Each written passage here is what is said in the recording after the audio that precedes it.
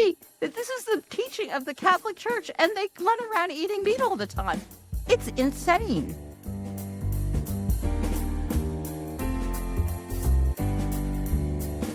Welcome to our hen house. This is Jasmin Singer. This is Mariann Sullivan. And this is our Hen Report. Which we privately call Henry. This is our Hen Report. Get it? Henry Report. It's hilarious. If I'm a little loopy, it's because you are a little loopy. I'm 3 hours behind you now, finally. Yeah, but that, you just went there 2 days ago. Do you complain to the people in Los Angeles that you have jet lag, and to the people in New York that it's because of the time difference? So that is your excuse for everybody? Uh-huh. I do. What's wrong with that? No? What's your excuse? And anyway, even if you were on LA time, which you can't have totally transitioned, it'd be 8 o'clock in the morning. It's fine. Yeah, no excuses. It's fine. Right. But you are, there's no doubt about it. You're a little out of it. The traveling is hard. I am staying with my best friend who lives out here. And then tonight I'm moving to the hotel. So she's still sleeping, which means I have only been talking to myself in my head today so far. So how is LA? LA, I lived here for a few years, and I moved during the beginning of the pandemic, and it's so funny. I lived in New York City for, nearly 20 years, and anytime I go back to New York City or LA, I'm immediately nothing changed. I'm immediately oh yeah, I'm here now.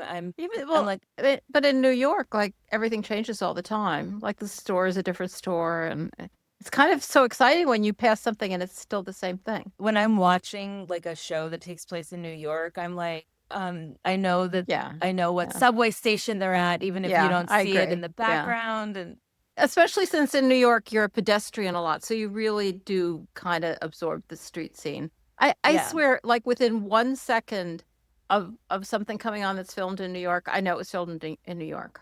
What is that? Me too. How is that possible? It's just in your bones. Cities definitely have just different looks, and I don't know why. It's So just a bunch of concrete. in my short time in LA, I lived in 3 different places: Hollywood, Koreatown, and then West Hollywood. And West Hollywood being its own city, not a neighborhood, for people who don't know. Well, now we're getting into that whole LA thing, which nobody understands. So the whole time I lived here, I passed the Hollywood Forever Cemetery a billion times. It's an iconic cemetery that has a lot of, old glam Hollywood stars buried there. And they also do a lot of events free movies. There's a lawn area and they play it outside. Cool. Yeah, and I've never been there, but so I went because I wanted to see Judy Garland's grave or what do you call it, mausoleum. And it was really powerful. And there were peacocks in the cemetery. I kept hearing these birds making bird noises, and I'm like, what kind of bird is that? Oh, and then peacocks make a very distinctive noise, right? Yeah. They scream. They were screaming. And so there were these giant peacocks. Nice. They're gorgeous. I thought that was so cool. Yeah. I think it's well established that peacocks are unusually beautiful. Yeah, it is. So as soon as I landed here, Vicky was texting me because we had our hen house thing that we were dealing with. And she was like, if it was me, I would go right to Shojin, which is a vegan sushi place that used to have 2 locations and now has 1. And I was thinking, is the foodie town of LA lost on me since I just like what I like? Because you know where I ate that evening? I ate at Cafe Gratitude, which is not exciting for a lot of people. And it's not particularly exciting for me, except I love the food there. It's just wholesome grounding. Well, I think it's not that you're not a foodie. It's just that your preferences are different, but you like what you like. You know what it reminded me of? When you and I drove across the country the first time, we were eating very, wholesome at the time. Abstemiously. Steamed tofu and broccoli, and we brought our own tahini and our own nutritional yeast because we're those vegans. And I remember telling people that, and they thought we were completely bananas. Insane. We are. So, and you know what though? I could see that perspective. However, we really enjoyed it. And so it's do you remember that restaurant we went to? Yes. I think the name of the town was Shamrock. I don't actually know the state. It was in the Midwest, but in the middle. It was in the West. I mean, it was Texas or something, or maybe Oklahoma, or Or it And was there was Alabama, one Alaska, Chinese. Arizona, Arkansas, It California, was not Colorado, in Connecticut. Alaska. I know Okay, that. got it. And there was a one Chinese restaurant in town, and we went in and we ordered tofu. They were so excited. I Yeah. don't think they had ever sold. They said specifically, all anybody wants here is beef. And it was also the tofu line was at the bottom of the menu in like 6-point Yeah. font. Like I think it you was can they just kept tofu for their own use. for Like their self for nobody themselves. ever ordered it. Right, right. So I did eat there, and then I didn't even tell you this. This was so exciting. One thing I don't feel we have enough of in Rochester or any really is vegan soft serve. And there are fully vegan ice cream places in Rochester, but I went to one that I used to go to all the time called Magpies, and they have vegan soft serve. And I went Yeah. yesterday, and it I was could go for that. so Yeah. good. Yeah. Yeah. Although What flavor? I did hear that Vula's, which is a vegetarian place in Rochester, is opening like a second location that's just going to be ice cream and soft serve, and they're planning on having vegan soft serve. So maybe we'll have vegan soft serve Oh, in the that near is future. exciting. But they're gonna Oh, open the real restaurant too. It's like a Greek vegan, well, y- vegetarian, but they do everything yeah, vegan if yeah. you want. Oh, Yeah. yeah. By the way, I wanted to tell you, Moore and I might have mentioned this before. We get this cookie mix from Top's grocery store, which is just like, your average run of the mill grocery store, nothing fancy. And they sell Dolly Parton cookie mix. And so we've gotten it before because it's vegan. Like the ingredients on it are vegan. They say add butter and whatever. And we obviously add vegan, but we've only had chocolate chip cookies from it. And I like making cookies from a mix, but I mentioned to you, I was like, oh, Mariann couldn't have this because you don't eat chocolate. And so Moore was excited to tell me yesterday that she went to Tops and she got Dolly Parton brand sugar cookie mix so that we could give it Oh, to that you. was very sweet. Yeah. Yeah. Very sweet. Get it? It was a Probably. joke. Yeah. It was funny. So I'm here for AVA, which is the Animal and Vegan Advocacy Conference, and it hasn't started yet, but tonight I start staying at the hotel and programming starts tomorrow. And, I have to say, like, I've gotten some messages from folks, including listeners, which was very sweet. I'm really excited about seeing our listeners. And Vicky made a list for me based on the speakers list of people who have been on our hen house, and it's like 99% of the speakers. And I'm a little overwhelmed. I'm feeling kind of, It'll be fine.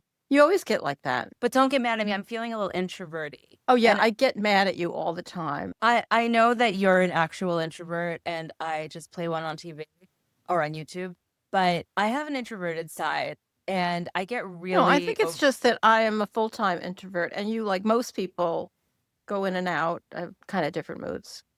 well, I'm in the mood. So it's not like I'm not looking forward to it, but I get kind of overwhelmed by it. So I don't know. Do you wish you were here? Yes and no. There are things that I would love to be there for, but the thought of like flying across the country, like that is not my bag. And Oh I'm my sure God. like if I was there, I would be totally stressed out because that's my way. I kind of was looking at the schedule and stuff, and I was like, oh, I want to see that. Oh, I want to see that. I'll try and go to the things you sent me that you want to see so I can report back. But I have to tell you, you reminded me of this. I haven't flown in years. When I flew, I got a meal. Obviously, I chose the vegan meal, and it was the most revolting, vile, disgusting thing. Oh, The woman next to me was like, "Is that good?" And I was like, and I just couldn't lie. And I was like, no, you don't have "No." to lie. It was You're not representing bad. all of veganism just because I mean, I usually find that the vegan meal is not bad. No, I agreed. mean, I guess I haven't flown in a long time, so I don't know, but I'm Yeah, surprised you got a meal at all. I was too. I was too, but I did. So I will report back next week on Ava. Next time we record, I will be Yeah. back.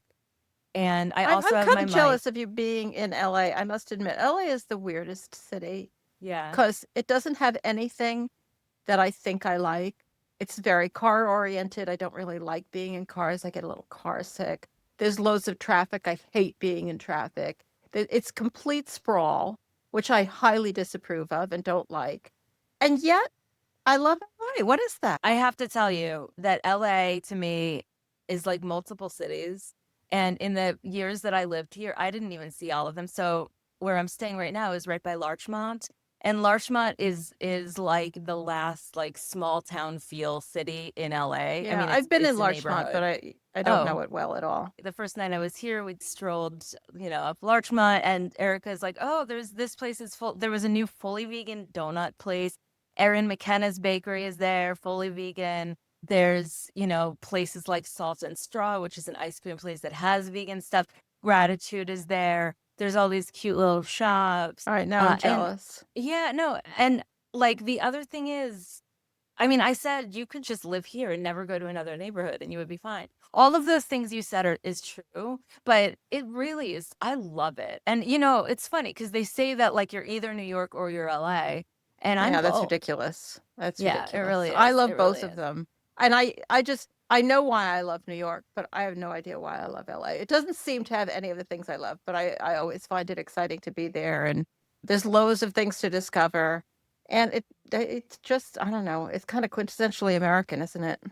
I think LA has a lot of what you love, to be honest. It has a lot of activism. In fact, since I've been here, the Today Show, which Moore was watching, was reporting on the protests at the LA Zoo, which Oh, is, there's oh, cool. yeah, it made that Today Show. Isn't that Yeah. great? Yeah. It's amazing. Super cool coverage there. But anyway, I All will I right. will let you know. I'll All report right. back. That's, So, yeah, we'll hear more about LA next week. oh, I And was going to say, do you have anything to say? But I just remembered we both went away together last weekend. We went to see right. the Yes, it was part of my Christmas gift. We went to the Harriet Tubman House, which is just down the road in Auburn, New York, which is so much bigger and nicer than I remembered it. It's really a nice town. And it's kind of like, well, I mean, big for the Finger Lakes. Yeah, it was great. It was really great. I mean, Harriet Tubman is such an wow. Yeah. unbelievable hero. Like, Yeah. beyond, like, I guess most of what I know about her is from the movie, which I think is, mostly correct. And I learned more about her from this. There was a very elaborate tour with a lot of information. To tell you the truth, the tour was great, and the guy who did it was great. And it was really, there's not a lot left of the buildings where, Yeah. there were a number of buildings on the farmstead where she used to live. And there's not a lot left, but still, you got that atmosphere, and they have a lovely little museum set up. But Hmm. it's really, I even felt like, maybe it's from watching the movie or just reading about her. I even felt like it wasn't even enough. Like her courage was just insane. I It's know. just unimaginable like she kept going back and getting more people. Like it's not like she got in her Volkswagen and just put on the GPS and drove down there. Even that would be very brave considering that she could have been arrested at any moment. Uh, she was like driving horses in back roads. Like, how did she even find where she was? I don't even understand it, how courageous she was. And she was this tiny little woman, I know. Like 4'11", I think. I just, feel like I read that. just Yes. crazy. Like, she is such a hero. Yeah. And, we live near the Susan B. Anthony house and we've been there, Frederick Douglass. And so Yeah. we've been able to sort of entrench ourselves in their history a little bit through Yeah, going on tours this whole there. area has a Yeah. lot of history from that era, which is it's really something I love about it. Right. And Auburn is not far from Seneca Falls as well, which we've been to, and it just has, the Women's History Museum, and just obviously super, super historical for women's history and women's lib. And the suffragettes were very active in Western New York, and it's exciting, Yeah, it is. And I mean, I find it very moving. And I found that me too. whole experience very moving, and being in the house. That was one of the houses that she lived in. It was just this old little frame house, very modest. And, she never got much of any money. She finally got part of a pension after years of people fighting for it. And, you know, she didn't have a lot, but she was just, I think, one of the greatest heroes of this country. Do you feel like, obviously I want to be able to liken all of this to animal rights, and maybe we won't be alive when animal liberation is realized, but do you feel like it's different now because of climate change being such an emergency? So, like, whereas when Harriet Tubman was around, that wasn't, obviously that was not in the zeitgeist. And so her fight was able to be just about that fight. And hopefully there would be a future in which slavery would be abolished, or in which women had the right to vote and all of that. That future was potentially ahead. But now we're fighting for animal rights while also confronting climate All right, disaster. that's a very complicated and fraught Yeah. question. Yeah, I think that as hard as it was, I'm sure it was very hard for them, like before the Civil War and, like in the early part of the 1800s, to envision a world changed where there was racial equality. I mean, it's still a little hard to imagine. Yeah. But you could imagine it was possible. Now we don't even know what we're getting into. But, actually, I have a bunch of things I thought we might talk about today that relate to climate change and the relationship between animal agriculture and climate change. Before you jump into that, I want to just reiterate why people are staring at us right now. If you are, in fact, staring at us right now, it's because we're in like week 2.5-ish of our new format here. So we're on YouTube. And so, hi to everyone watching this on YouTube. I think the people And who are staring at us probably know why they're staring at us, but oh, okay. good point. Good point. But we also have divided our podcast up into 3 different podcasts. So, Rising Anxieties is Tuesdays. The Hen Report, or as we like to call it, the Hen Report, are on Thursdays, and our long form interviews are on Fridays.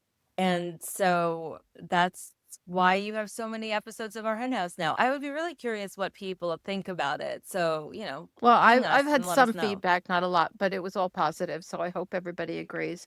And our interview coming up tomorrow is excellent. I hope that people listen in time, especially if you have started an organization or dream of starting an organization. And because it's with Sebastian Joy, who he's well known as the founder of Pro-Veg International, or one of the founders, but now he is working on a new organization. It's called Kickstarting for Good, and it is actually designed to help people who are starting not-for-profits of all different types. I mean, for transforming the food world. And you could, if you have any ideas in that direction, sign on. You have to do it right away. Their deadline is really soon. And, the program is amazing. It involves 2 trips to Berlin. Just for that, it's worth starting an organization. No, it's a great interview. Oh, by the way, if people are going to give us feedback, there's something else I would like your feedback on. We've sort of been batting back and forth about the length of the interviews, because all of the things that I'm reading say that 20 to 30 minutes is kind of the sweet spot for people to listen to podcasts. Our interviews, though, they sometimes go really long. Yeah, let's start to talk about the news a bit. I don't know I if want to you've talk about noticed the this. Pope. Yeah, I I was know gonna say everybody's this. sick of hearing about the Pope by now. Totally. Yeah. I mean, I watched one video, and now my entire YouTube feed is completely full of priests talking about Catholicism. It's kind of boy, they're on the algorithm. Yeah. I have to tell you. Anyway, but the Pope, it is kind of exciting. He seems like an interesting guy. But it started me thinking, and I have talked about this before, so forgive me if you have heard me talk about it before. But it made me think about how religion in general and Catholicism specifically. Oh, try saying that 3 times fast. Catholicism specifically. Go ahead. It just falls apart when it comes to animals. It's unbelievable. And so it reminded me that I have looked at the catechism before. And the catechism, we learned catechism when we were in grade school, but that was simplified. There is like this thing called the catechism, which kind of like explains to Catholics all the things that it kind of like expands on the commandments to make them a little bit more understandable and explain more about what you're supposed to do and what you're not supposed to do. And then there's this whole section on animals. You'll be surprised to hear. And I just wanted to Wow. read some. Yeah, go Some of ahead. which, I agree with, and most of which I don't. But it's not for me, because I am not really a believer. I didn't have like the bad experiences with Catholicism that some people had. I just stopped thinking it was true. Some of it, is just like Catholic stuff, and some of it, I think, from a Catholic point of view, if you are Catholic, and this is something I say all the time, you're going to go to hell if you keep eating animals. All right. I'm just going to read a little. Animals are God's creatures. Starts off good. He surrounds them with his providential care. Also sounds good. He's not doing a great job, I have to say. By their mere existence, they bless him and give him glory. Okay. Thus, men owe them kindness. By men, of course, they mean men and women. We should recall the gentleness with which saints like St. Francis of Assisi or St. Philip Neri treated animals. Now, I bet you've heard of Francis of Assisi, but I bet you Sure. haven't heard of St. Philip Neri. And I'm just going to go into him because I was baptized in the Church of St. Philip Neri. And I never Wow. knew anything about him. And apparently he was like, I looked him up and they said he was a vegetarian. I bet he was vegan. He was like really, really into animals. He loved them and did all sorts of kind things to animals. I just think I am so proud to have been baptized at the Church of St. Philip Neri in the Bronx. All right. God entrusted animals to the stewardship of those whom he created in his own image. That would be humans. Hence, it is legitimate to use animals for food and clothing. Well, okay. They may be domesticated, blah, blah, blah. Medical and scientific experimentation is a morally acceptable practice if it remains within reasonable limits and contributes to caring for or saving human lives. So far, okay, it's better than nothing. All right, this is the part. It is contrary to human dignity. And when they say something's contrary to human dignity, that means they think it's sinful. To cause animals to suffer or die needlessly. Wow. Yeah. Say that again. It is contrary to human dignity to cause animals to suffer or die needlessly. Wow. And probably, when this was written or when they thought about it, they thought maybe you had to eat animals. And maybe they're thinking now that some people have to. They're going to starve to death if they don't eat animals. But, for the rest of us, you're going to hell. You crack me up. It is likewise unworthy to spend money on them that should, as a priority, go to the relief of human misery. Like, what does that mean? Like, isn't it unworthy to spend money on anything that should go to the relief of human misery? One can love animals. One should not direct to them the affection due only to persons. Like, okay, whatever. Who cares? It is contrary to human dignity to cause animals to suffer or die needlessly. That means even if you believe that we have to eat animals, you would have to eat the absolute minimum that you have to eat. I mean, of course, you don't have to eat any of them. And, it pretty much it would cover eggs and dairy and everything because that causes them to suffer and die. And so, I told you, you're going to hell. This is it. Like, how can this be? I'm sorry. Go ahead. I can wait. No, it just makes me nuts, How can this be that this is the teaching of the Catholic Church and they run around eating meat all the time? It's insane. I saw a sticker the other day that said, "Nope, I didn't say that. God." Oh, yeah. That's a good sticker. Yeah. But God did say this. Well, at least Catholics believe that apparently that God said this because it's in the catechism. And everybody's ignoring it. I think people could. There was that scene it was with a Buddhist, but from Christspiracy, which covered a lot of different religions and how they fall down on the job when it comes to animals.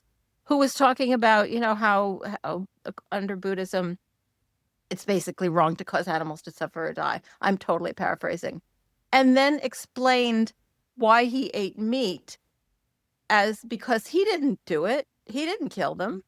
Like, seriously, you think that kind of thinking is going to keep you out of hell? Oh, come on. Yeah. Well, where do we go from here? Do you want to talk about this Vox story? Yeah, all right, I'll move on. The whole Pope thing just gave me an opportunity to talk about my favorite topic again. No, I'm glad. But now we'll move on to the real world. Okay. This is a great article by, of course, Kenny Torella, who writes great articles all the time. And you've probably heard of a number of these things, but I love that he put them all together. And the name of the article is "Every President is Friendly to the Meat Industry," which is, that's sure the truth. But Trump is taking it to another level. In its first 100 days, the Trump administration has moved to roll back food safety measures, endanger slaughterhouse workers, and more. Yeah, it's bad. It's bad. He's basically made a list of the 6 most consequential actions that the Trump administration has taken to favor the meat industry. As I mentioned, you'll have heard of some of them. Speeding up slaughter lines at meat processing plants. Even Kenny Torella can't call them slaughterhouses.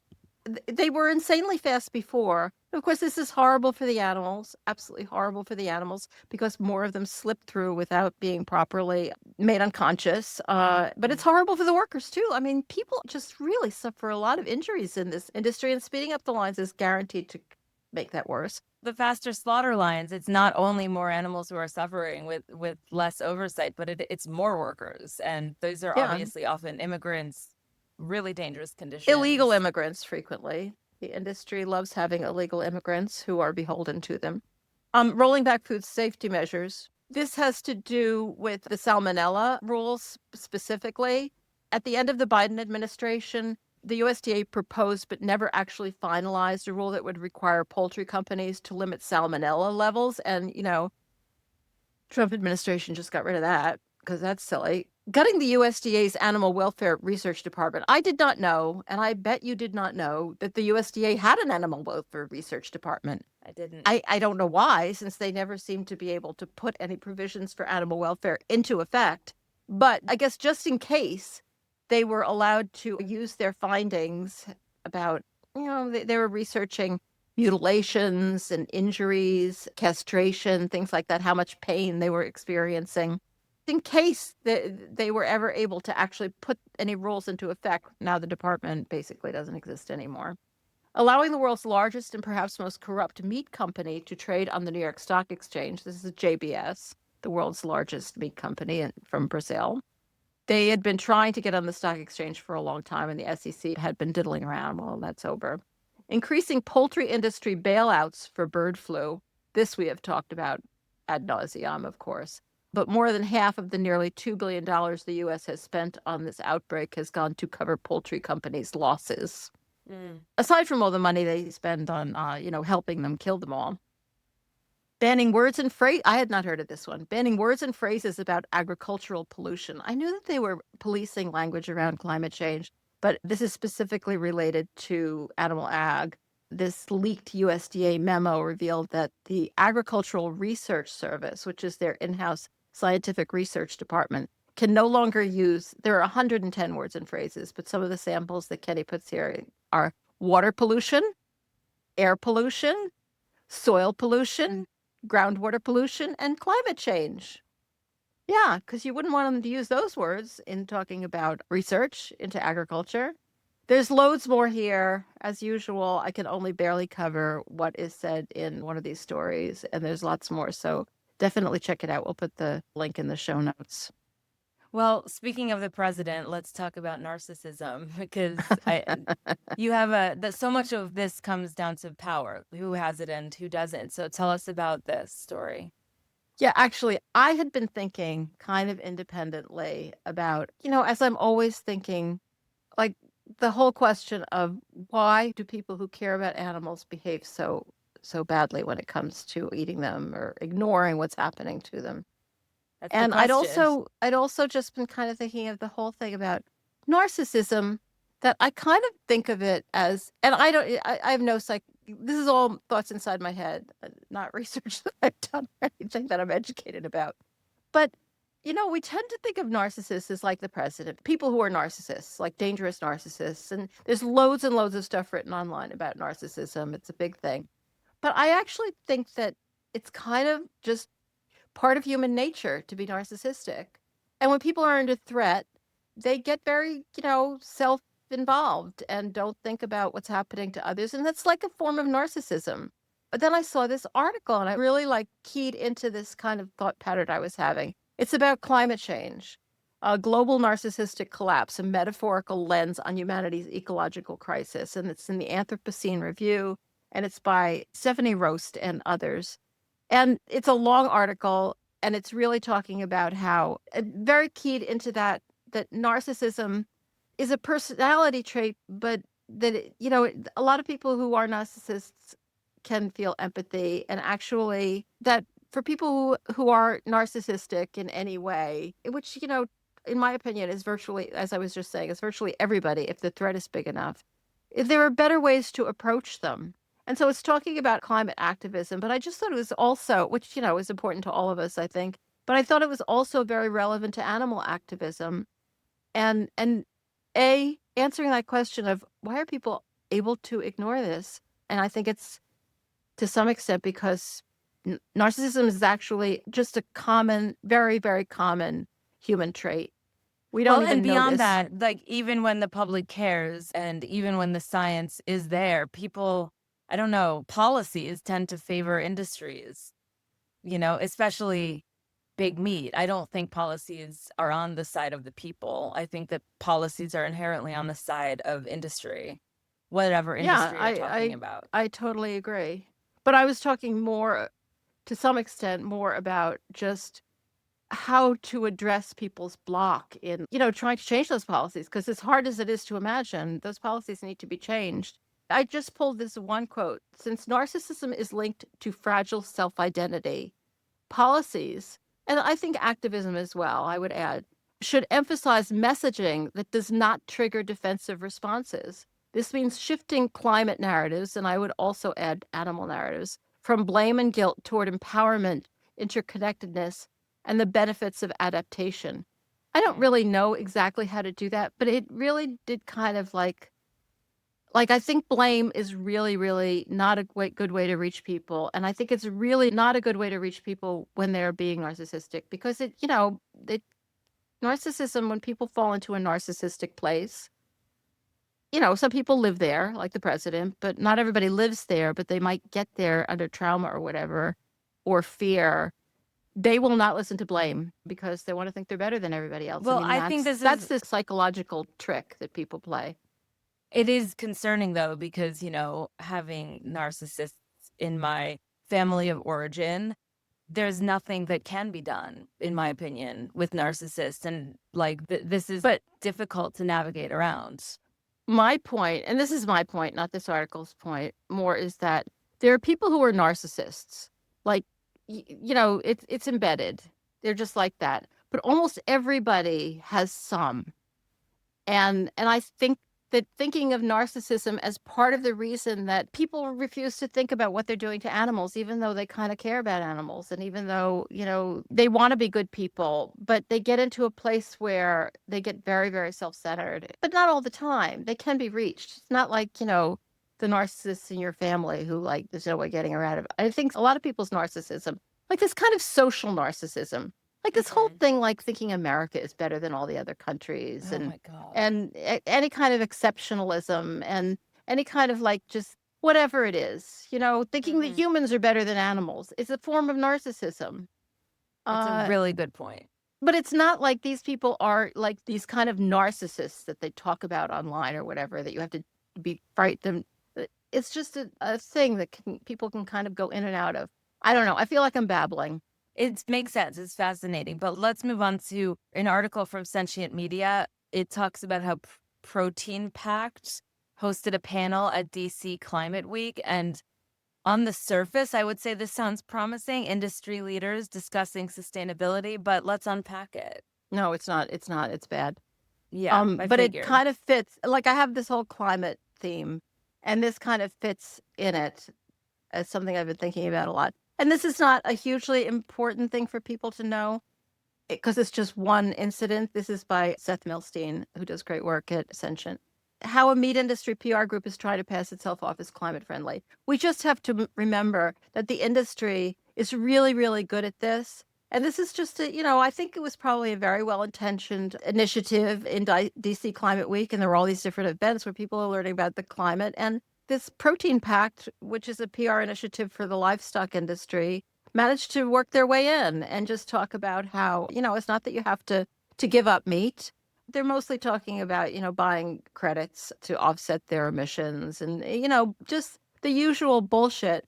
But they actually managed to work their way into this program. And that's exactly what they're trying to do. They're trying to position themselves as leaders and anti-climate change. And that's why it's so important that people have to be paying attention. Like you can't just let this stuff wash over you and think that it's going to be okay. Yeah. And so I really appreciated this article is pointing out the kind of thing that they do. This is a classic case of greenwashing, I think. And by the way, PACT, it's short for People, Animals, and Climate of Tomorrow. And it's just like a Yeah. PR Yeah, it's stunt. just PR for the industry. Yeah. So Um fun times. Everybody has to be on top of it with their activism and point these things out. There was one thing I wanted to add because there was kind of a theme here. And this is if you're listening to the podcast like as soon as it comes out. And if you're not, why not? But there's this online program on May 20th at 2 Oh, p.m. Eastern, and it's presented by Project Drawdown, and it's a number of speakers talking on the climate crisis on our plates, rethinking food and farming. Seems to have some really good speakers, including Matthew Hayek. And I just thought I'd mention that since we were on this, that probably would have some useful information there. and when you're done, you could turn on the TV. You could turn on Apple TV, in fact, if you get that. There's I have to tell you, I didn't look at this ahead of time. I just opened it, but it looks like there's a documentary about human-animal bonds. Well, it's not a documentary, it's a show.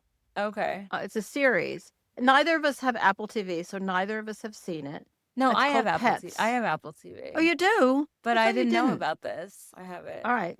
Then I have to come over to your house and watch it. How else would I watch the morning show? Oh, right. Yeah.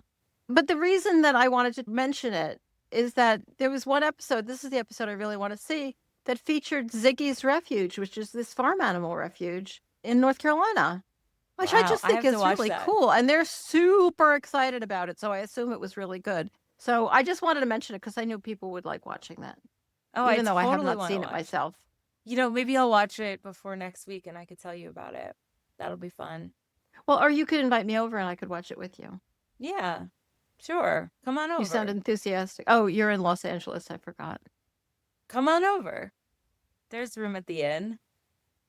All right. So we do just have a couple of more announcements. One is subscribe on YouTube. Subscribe on YouTube. Subscribe on YouTube. Because we really need you to subscribe on YouTube. All right. But other than that, we have this upcoming panel discussion. And it's going to be one of our episodes, but we're also going to invite our Squawk Squad, which is people who donate at $25 a month and up, to be the live audience and ask questions. I'm super excited about it because it's called Roots and Rising, Connecting Grassroots Voices. And it's going to be, an episode. And we're really going to try to get down to brass tacks on what anyone can do to change the world for animals. You don't have to work for an animal organization. And I know all of you out there are exactly those people who want to do that. I mean, some of you probably work for organizations, but even if you don't, there's so much you could do. And that is what life is about, isn't it? So I can't wait for that. It's going to air on June 6th. The recording itself will be on Sunday afternoon, June 1st. If you are in the Squawk Squad and you would like to join us. And just to clarify, there's like different tiers of flock members. So yeah, it's very complicated. I don't really understand it. When we do our Flock Fridays, I just go along with it. Your flock members, if you donate $10 or more a month, thank you so much for those of you who are in the flock. And then you get to different tiers above that. So don't cry tears, because you can join us if you want to become part of the Squawk Squad, which Mariann loves to say. So, oh, and by the way, I'm not sure if Mariann mentioned this or not, but subscribe on YouTube. All right, we'll catch our next episode tomorrow, Friday, which is our interview with Sebastian Joy, which we mentioned. And until next time, thanks for joining us and changing the world for animals.